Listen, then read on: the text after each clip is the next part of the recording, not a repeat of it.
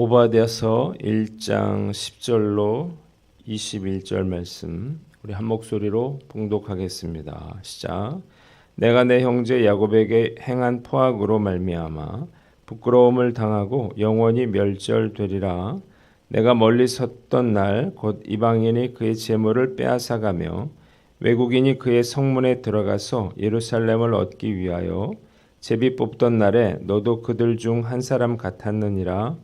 내가 형제의 날 곧 그 재앙의 날에 방관할 것이 아니며 유다 자손이 패망하는 날에 기뻐할 것이 아니며 그 고난의 날에 내가 입을 크게 벌릴 것이 아니며 내 백성이 환난을 당하는 날에 내가 그 성문에 들어가지 않을 것이며 환난을 당하는 날에 내가 그 고난을 방관하지 않을 것이며 환난을 당하는 날에 내가 그 재물에 손을 대지 않을 것이며 내 거리에 서서 그 도망하는 자를 막지 않을 것이며 고난의 날에 그 남은 자를 원수에게 넘기지 않을 것이니라. 여호와께서 만국을 벌할 날이 가까웠나니 내가 행한 대로 너도 받을 것인즉 내가 행한 것이 내 머리로 돌아갈 것이라. 너희가 내 성산에서 마신 것 같이 만국인이 항상 마시리니 곧 마시고 삼켜서 본래 없던 것 같이 되리라. 오직 시온산에서 피할 자가 있으리니 그 산이 거룩할 것이요 야곱 족속은 자기 기업을 누릴 것이며 야곱 족속은 불이 될 것이며 요셉 족속은 불꽃이 될 것이요 에서 족속은 지푸라기가 될 것이라. 그들이 그들 위에 붙어서 그들을 불살할 것인즉 에서 족속에 남은 자가 없으리니 여호와께서 말씀하셨음이라. 그들이 네겝과 에서의 산과 평지와 블레셋을 얻을 것이요 또 그들이 에브라임의 들과 사마리아의 들을 얻을 것이며 베냐민은 길르앗을 얻을 것이며 사로잡혔던 이스라엘의 많은 자손은 가나안 사람에게 속한 이 땅을 사르밧까지 얻을 것이며 예루살렘에서 사로잡혔던 자들 곧 스바랏에 있는 자들은 네겝의 성읍들을 얻을 것이니라. 구원받은 자들이 시온산에 올라와서 에서의 산을 심판하리니 나라가 여호와께 속하리라. 아멘. 오늘은 오바댜서 1장 말씀을 가지고 심판날의 대역전이라고 하는 제목으로 묵상 나눔하도록 하겠습니다. 오늘 본문 먼저 10절로 14절 말씀인데요. 10절을 봅니다. 한번 따라해 봅시다. 내가 내 형제 야곱에게 행한 포악으로 부끄러움을 당하고 영원히 멸절되리라. 자, 하나님께서 에돔을 심판하시겠다 이렇게 말씀하셨는데 그 이유가 오늘 본문에 나와 있습니다. 첫째로 10절에 에돔이 형제 야곱에게 행한 포악 때문이었습니다. 여기서 포악이라고 하는 것은 어떤 악한 의도를 가지고 실제로 물리적인 폭행을 가하는 것을 의미합니다.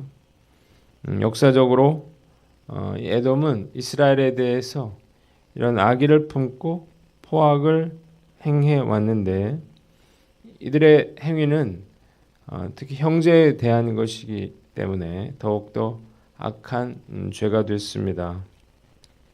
두 번째 11절 그들이 방관할 뿐만 아니라 이방인들처럼 행하였기 때문이라고 되어 있습니다. 자, 이 말씀은 예루살렘 성이 바벨론에 의해서 파괴되던 날에 형제 나라인 에돔 족속이 유다를 돕지 않고 수수방관하면서 오히려 이 바벨론을 간접적으로 지원한 그러한 사실을 가리킵니다. 셋째로 12절 그들이 유다의 멸망을 기뻐했기 때문입니다. 그들은 유다의 재앙의 날에 기뻐하면서 입을 크게 벌렸어요. 이 말은 에돔이 야곱의 불행을 보고 조롱하면서 모독했다는 것을 의미하는 것입니다. 네 번째 13절 환난을 당한 유다를 약탈했습니다. 유다가 재앙을 당하는 날에 에돔은 혼란스러운 틈을 타서 예루살렘으로 들어가서 약탈을 했습니다. 다른 사람의 불행을 이용해서 자기 이익을 취하는 아주 비열한 그러한 행동이었습니다. 다섯 번째 14절에 피난민들을 잡아서 원수의 손에 넘겨주었다는 거예요. 유대인들이 이 침략자들을 피해서 도망하기 위해서는 애굽이나 남쪽 광야로 가야 했는데 그러기 위해서는 이 에돔 땅을 지나야만 했습니다. 그러자 에돔 사람들은 기다렸다는 듯이 도망치는 유대인들을 붙잡아서 이 원수들의 손에 넘겨줍니다. 자, 도망치는 자들까지 붙잡아주는 그들의 잔혹한 행위는 인간적인 기본적인 도리까지 저버린 행위로서 하나님의 진노를 받아 마땅했다는 것입니다. 이 중에 몇 가지를 생각해 본다면 첫 번째로 형제의 아픔을 방관하지 말아라는 것입니다. 한번 따라해 봅시다. 형제의 아픔을 방관하지 말라. 물론 에돔은 이방인들이 예루살렘 성을 약탈할 때에 이스라엘을 직접적으로 공격하지는 않았습니다. 그리고 가장 특징적인 것은 멀리 서서 구경만 했을 뿐이에요. 그러나 이것은 형제 나라인 에돔으로서 죄가 되는 일이었습니다. 형제의 아픔을 보고서도 수수방관해서는 안 되는 것입니다. 약탈한 자나 방관한 자가 다르지 않고 저지른 불의와 또 지켜본 불의가 다르지 않기 때문입니다. 그래서 고통받고 어려움 당한 그러한 분들이 주변에 있다 그러면 우리가 모른 척하거나 구경만 해서는 안 되는 거예요. 반드시 우리가 그들을 불쌍히 여기고 또 할 수 있는 대로 그들을 도와야 하는 것입니다. 그것이 하나님께서 원하시는 일이기 때문이에요.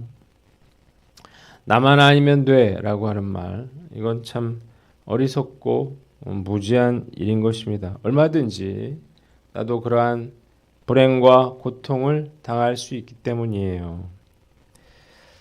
지난주 무릎 수술로 우리 심정지가 와서 중환자실에 우리 집사님이 입원을 하고 계신데 이번 주에 우리가 교회에서 모금을 해서 헌금을 해서 그 가정에 전달을 하려고 합니다.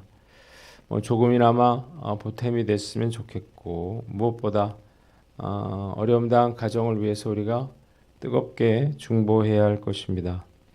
오늘 나는 어떤가 한번 살펴보고 악을 저지르지 않는 것에 만족하지 않고 우리가 선을 행하지 않는 것에 애통하는 저와 여러분들 되시기를 주님의 이름으로 축원합니다.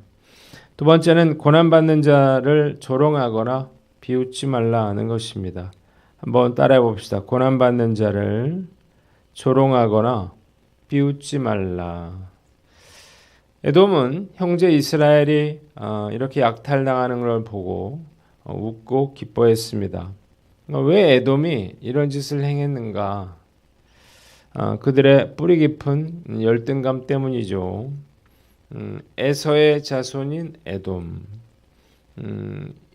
그들은 야곱의 자손인 이스라엘을 늘 질투해 왔습니다.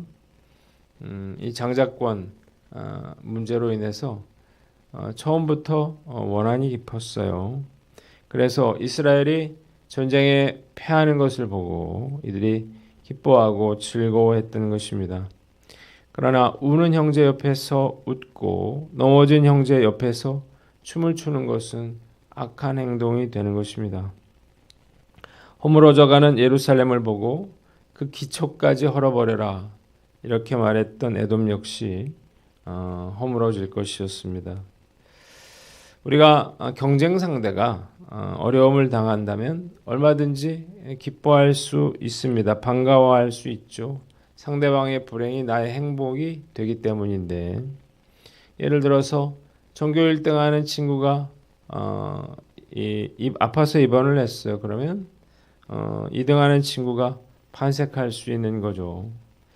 극심한 경쟁 속에서 살아가는 우리 사회의 비극적인 그러한 모습입니다. 그러나 이런 마음과 태도는 하나님께서 기뻐하시는 일이 아니에요. 크리스천들이라면 다른 사람의 불행에 대해서 가슴 아파하고 도와주려고 하는 그런 마음을 가져야 하는 것입니다. 오늘 난 어떤가 한번 살펴보고 하나님께서 보실 때 어떻게 생각하실까를 늘 고민하면서 우리가 하나님이 원치 않는 일은 하지 않도록 결단하는 저와 여러분들 되시기를 주님의 이름으로 축원합니다. 두 번째 본문은 15절로 16절인데 15절을 봅니다. 한번 따라해 봅시다. 내가 행한 대로 너도 받을 것인즉 내가 행한 것이 내 머리로 돌아갈 것이라. 오바댜 선지자는 모든 민족을 심판할 날이 온다면서 에돔에게 내가 행한 대로 너도 당하고 내가 행한 것이 내 머리로 돌아갈 것이라 이렇게 예언을 했습니다. 이스라엘의 구원은 에돔에 대한 하나님의 보복에 이어서 세계 열방을 심판하심으로 이루어질 것이었습니다. 또한 이것은 온 세상에 대한 하나님의 심판을 통해서 궁극적으로 하나님의 나라가 세워지는 것을 의미하는 것이었습니다. 한번 따라해 봅시다. 뿌린 대로 거둔다는 사실을 알라. 바벨론이 예루살렘을 약탈할 때 즐거워하고 또 무자비한 그러한 악행을 저질렀던 에돔, 그들 역시 그대로 똑같이 당하게 될 것이었습니다. 하나님께서 뿌린 대로 거두게 하시기 때문이에요.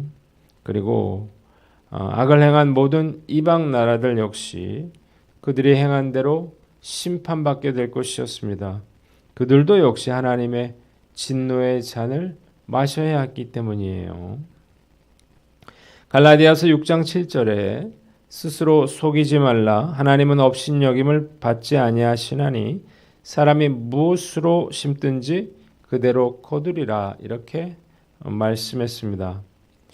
심는 대로 거두는 것이 바로 하나님의 법칙이죠. 땅에 씨앗을 심으면 처음에는 무엇이 심겨졌는지 몰라요. 그러나 시간이 흐르면 이제 자라기 때문에 씨가 뭐가 뿌려졌는지 알게 되고 그리고 그 뿌린 대로 그 열매를 거두게 되는 것입니다. 그래서 사도 바울은 스스로를 속이지 말아라 그랬어요. 사람이 무엇을 심든지 심는 대로 거둘 것이기 때문이에요. 겉으로는 잘하는 것처럼 보일 수 있습니다. 그런데 열매를 보면 그렇지 못한 경우가 있어요. 이것은 뭘 보여줍니까? 그가 제대로 살지 못했다는 것을 보여주는 것입니다. 반면에 겉으로 볼 때는 뭐 참 별 볼 일 없어 보이지만 예상 밖의 결과를 거둘 수도 있죠. 우리가 삶의 열매를 본다면 그가 하나님께 충성된 자였는지 그렇지 못한 자였는지를 우리가 판단할 수 있는 것입니다. 지금 나의 모습은 싫든 좋든 그동안 우리가 심은 삶의 결과입니다. 그러나 그렇다고 해서 우리가 후회할 필요는 없어요. 과거로 돌아갈 수는 없는 거니까. 정말로 중요한 것은 내가 지금 무엇을 심고 있느냐라고 하는 것입니다. 지금 심은 것을 나중에 우리가 거둘 수 있게 되기 때문이에요. 자, 그렇다면 우리가 무엇을 심어야 할까요? 갈라디아서 6장 8절에 바울은 자기의 육체를 위하여 심는 자는 육체로부터 썩어질 것을 거두고 성령을 위하여 심는 자는 성령으로부터 영생을 거두리라 이렇게 말을 했는데 육의 것을 심으면 썩어질 것을 거두게 됩니다. 반면에 영의 것을 심으면 영생을 거두게 되는 거예요. 오늘 난 어떤가 한번 살펴보고 영원한 생명이 거저 얻게 되는 것이 아니다 라고 하는 사실을 깨닫고 우리가 영적인 일을 해야죠. 영적인 일을 심는다고 하는 것은 어떤 건가요? 우리가 말씀을 묵상하는 일이고요. 기도하는 일이고요. 그리고 사랑을 실천하는 일일 것입니다. 오늘 나에게 주어진 하루의 시간을 우리가 영적인 일에 최선을 다하는 저와 여러분들 되시기를 주님의 이름으로 축원합니다. 마지막으로 17절로 21절 말씀입니다. 21절을 봅니다. 한번 따라해 봅시다. 구원받은 자들이 에서의 산을 심판하리니 나라가 여호와께 속하리라. 오바댜 선지자는 만국에 대한 심판 그리고 선민 이스라엘의 구원과 회복에 대해서 예언하고 있습니다. 17절로 18절 오직 시온이 구원받게 될 것이라는 거예요. 하나님의 심판이 만국에게 이루어진다 하더라도 오직 시온은 구원받게 될 것입니다. 또한 이스라엘은 열방에 대한 심판의 도구로 쓰임받게 될 것입니다. 하나님이 이스라엘을 징계하는 도구로 이민족들, 이방인들을 사용하셨지만 이제는 그들의 이방인들의 죄를 벌할 때에 이 이스라엘이 하나님의 심판 도구가 될 거라는 것입니다. 둘째로 19절로 20절 빼앗겼던 기업을 되찾을 것이라는 것입니다. 남북으로 분열됐던 유다와 북이스라엘은 이제 다시 하나가 될 거고 대적들에 의해서 빼앗겼던 그 땅들은 다시 되찾게 될 것인데 단지 영토를 회복할 뿐만 아니라 그 영토가 사방으로 확장될 거라는 것입니다. 그리고 가장 중요한 거 21절 메시아 왕국이 도래할 것이라는 것입니다. 구원받은 성도들이 에서의 산 이방 열국을 심판함으로 하나님의 나라와 그분의 영원한 통치가 완성되는 것입니다. 한번 따라해 봅시다. 천국 소망으로 인내하라. 말씀을 통해서 우리가 뭘 알 수 있습니까? 우리가 당하고 있는 그런 고난들, 어려움들 이런 것들로부터 하나님께서 회복시켜 주실 것이다 라고 하는 그런 사실을 우리에게 깨닫게 해 줍니다. 하나님께서 다시 회복시켜 주실 것이라고 하는 그런 믿음을 가지시기를 바랍니다. 그러나 더욱 더 중요한 사실은 이 땅 위에서의 복된 삶이 아니라 하나님께서 이루실 그 나라에서의 영광이라는 거예요. 제가 나이를 먹고 인생을 더 살아오면서 이 사실을 깊이 깨닫게 됩니다. 물론 예수님이 우리에게 어떤 고난과 환난을 이길 수 있는 그런 능력을 주시지만 우리가 이 세상을 사는 동안에는 정말 고통과 아픔과 눈물은 끊이지 않기 때문이에요. 만일 제가 목회자로 살지 않았더라면 그래서 다른 사람들의 아픔과 고통을 보지 못했더라면 저는 여전히 이 사실을 제대로 알지 못했을 것입니다. 선배 목사님을 만났는데 참 힘들어 하시더라고요. 성도 하나가 자살을 한 거예요. 그런데 그거에 대해서 드러내놓고 말할 수 없는 그런 어려움들. 그래서 이제 묻혀지는 거지 아무런 문제도 없는 게 아니라는 사실을 알게 되는 것입니다. 이 세상을 사는 누구라도 생로병사의 고통은 피할 수 없습니다. 때문에 우리가 믿음의 성도들이라면 세상에 소망을 두고 살 것이 아니라 영생에 소망을 두고 살아야 한다는 것입니다. 천국에는 슬픔도 아픔도 또 고통도 없는 곳이 하나님께서 우리의 눈물을 닦아주시고 위로해 주십니다. 우리가 이 소망을 가지고 현재 이 세상에서 받는 잠시의 고난과 슬픔을 이겨내야 하는 것입니다.